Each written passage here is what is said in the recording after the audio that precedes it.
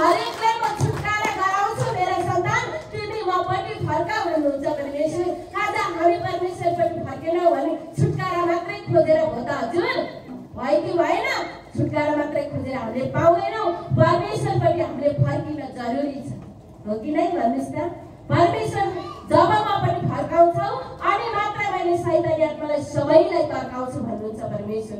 आज सबैको जीवनबाट खराब तत्त्वलाई तर्काउनु भएको छ कि छैन? परमेश्वरले तर्काउनु भएको छ।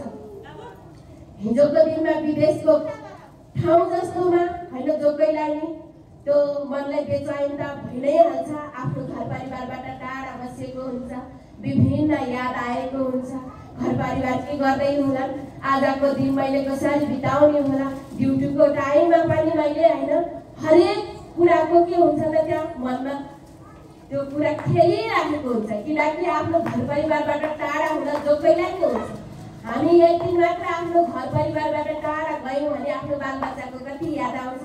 तर विदेश सिनुपर्ने दाजुभाइ दिदीबहिनीलाई त झन् त्यो असम्भवको कुरा हो याद नआउनु भन्ने त, होइन र? हो नि त।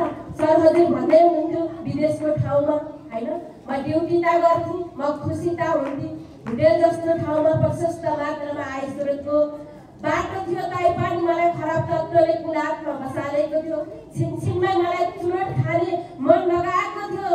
त आज परमेश्वर तपाईँ जान्दा हुनुहुन्छ म दिन प्रतिदिन यो मकुलातमा फस्दैछु, दिन प्रतिदिन झन् म आजभन्दा भोलिभन्दा पछि म झन् यो चुरोटको लतमा धेरै छु भनेर मैले परमेश्वरलाई पुकार गरेँ। आज परमेश्वरलाई आज पुकार गरेँ भने भोलिको दिनदेखि मलाई चुरोट हेर्दै मन लागेन।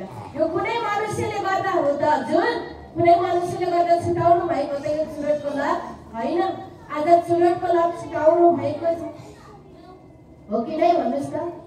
तपाईँहरूलाई साँच्चै वचन सुन्न मन लागेको छैन हो?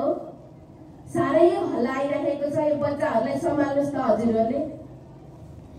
आज चुरोटको लतलाई पनि छुटाउनु भएको छ, चुरोटको लतलाई छुटाउनु हुने पिता संसारका जति पनि कुलातलाई सबै छुटाइसक्नु भएको छ।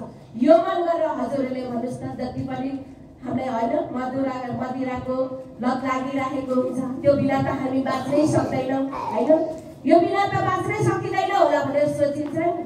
तर पिता तपाईँमा सम्भव रहेछ। आज दिन प्रतिदिन दिनको एक दुईवटा चुरोट सिद्ध्याउने मनुष्यलाई त तपाईँले यसरी चुन्नु भएर ट्याक्कै यो लतलाई हटाउनु भयो। मलाई पनि जे जति लत छन् परमेश्वर सबै हटाएर तपाईँको वचनमा तपाईँको गवाईमा तपाईँको महिमाको लत बसालिसक्नु भयो। यो मन गर्नुहोस् त हजुरहरूले। जय जयकारको परमेश्वरको प्रशंसाको ताली बजाउनुहोस् त। परमेश्वरलाई परमेश्वर महान हुनुहुन्छ, त्यही भएर हामी परमेश्वरलाई कहिले भुल्नु हुँदैन। भुल्नुहुन्छ त? हामी परमेश्वरलाई आज सुख पायौँ